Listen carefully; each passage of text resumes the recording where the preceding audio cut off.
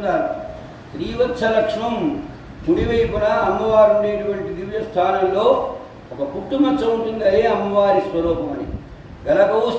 గలశోభి కౌస్తుభం, మెడలో వేలాడుతున్నటువంటి కౌస్తుభ మణిహారం, వైజయంతి మాల, పచ్చని పట్టు వస్త్రం, అలాగే దట్టమైనటువంటి మేఘంతో సమానమైన సుందరమైనటువంటి స్వరూపం కలిగి ఉన్నారు స్వామివారు.